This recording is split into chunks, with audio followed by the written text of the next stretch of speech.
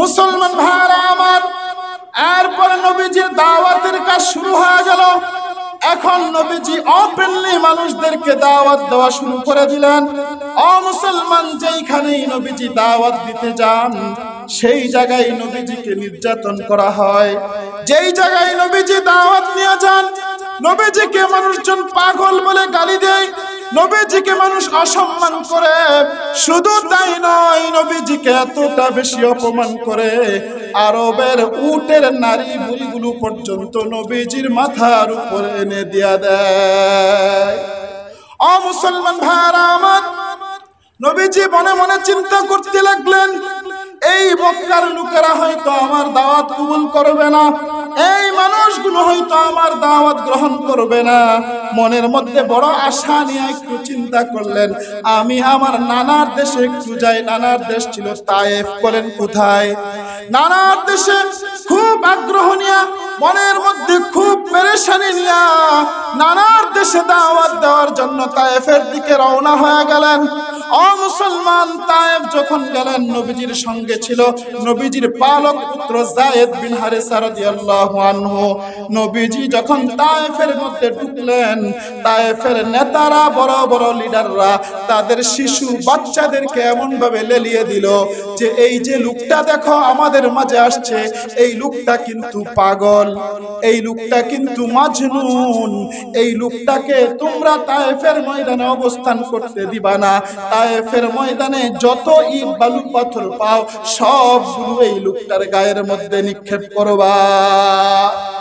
মুসলমান ভাইরা আমার, কিতাবের বর্ণনায় পাওয়া যায় তায়েফের মানুষগুলো, নানান দেশের মানুষগুলো আমার নবীজিকে এমন ভাবে নির্যাতন করলো, এমন ভাবে নিপীড়ন করলো, এক পর্যায়ে নবীজি মাটির মধ্যে শুয়ে পড়লেন। নবীজির পালক পুত্র যায়েদ বিন হারিসা রাদিয়াল্লাহু আনহু নবীজির উপরে শুয়া তায়েফবাসীদের কাছে বলে, ও তায়েফবাসী, তোমরা আর আমার দয়ার নবীজিকে মাইরো না। মুসলমান ভাইরা আমার, একদিন নবীজি আম্মা জান আয়েশা সিদ্দিকা রাদিয়াল্লাহু আনহার ঘরের মধ্যে শুয়া শুয়া কাঁদতেছেন। আয়েশা সিদ্দিকা রাদিয়াল্লাহু আনহা ডাক দিয়া বললেন, ইয়া রাসূলুল্লাহ, ইয়া হাবিবাল্লাহ, বলেন তো দেখি আজকে আপনার মনটা কেন খারাপ, কেন আপনি কান্না করছেন?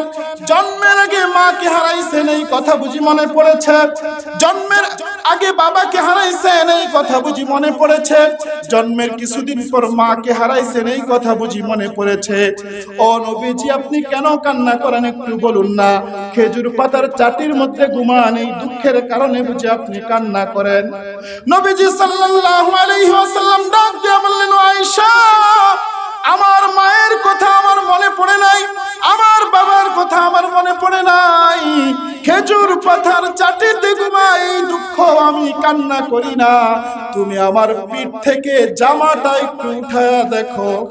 আয়েশা সিদ্দিকা রাদিয়াল্লাহু আনহা নবীজির পিঠ থেকে জামাটা উঠা দেখে নবীজির শরীরের মধ্যে এত বড় বড় আঘাতের দাগ।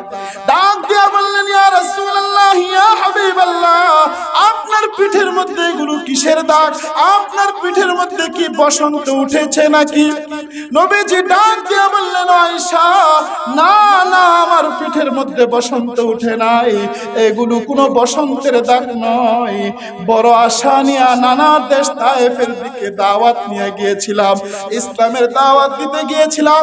তায়েফের মানুষগুলো আমার শরীরের মধ্যে এত বেশি আঘাত করলো, এত বেশি আঘাত করলো, যেই আঘাতের কারণে আমার শরীরের মধ্যে আজকে বসন্তের দাগ হয়ে রয়েছে।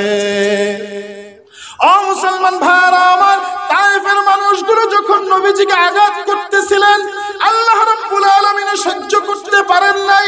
আল্লাহ রাব্বুল আলামিন ডাক দিয়ে বললেন, ওগো হাবিব, আপনি শুধু আমাকে একটু অনুমতি প্রদান করেন, আমি তায়েফের মাটিগুলো উলটপালট করে দেই। আপনি শুধু আমাকে একবার বলেন, আপনি শুধু একটু মুখ দিয়ে উচ্চারণ করেন, দুই পাশের পাহাড় দিয়া চাপা দিয়া তায়েফের মানুষগুলোকে ধ্বংস করে দেয়। আমার নবী এতটাই দয়ালু ছিলেন, আমার নবী এতটাই রহমদিল ছিলেন, আমার নবী এতটাই মায়াওয়ালা লোক ছিলেন। আমার নবীজি আল্লাহকে ডাক দিয়া বলেন, ওগো আল্লাহ, আপনি যদি আজকে তায়েফবাসীকে ধ্বংস করে দেন, তাহলে আমি কার কাছে দিনের দিনের দাওয়াত নিয়ে যাব। ও মুসলমান, আমার নবী এই কষ্ট, এই নির্যাতন সহ্য কইরা আজকে পর্যন্ত আমাদের পর্যন্ত ইসলামকে পৌঁছাইছেন। আর আমরা ইসলামকে সহজভাবে পেয়েছি, এই জন্য আজকে ইসলামের মূল্যায়ন আমাদের কাছে নাই। কথা বলেন ঠিক কিনা? এই জন্য মুসলমান, নবীজির এই কথাগুলো যদি একটু চিন্তা করেন, তাহলে আপনি ইসলামের কোনো কাজকে বাদ দিতে পারেন না। নবীজিকে আমাদেরকে সব সময় আমাদের জীবনের চেয়ে বেশি মহব্বত করতে হবে, ভালোবাসতে হবে।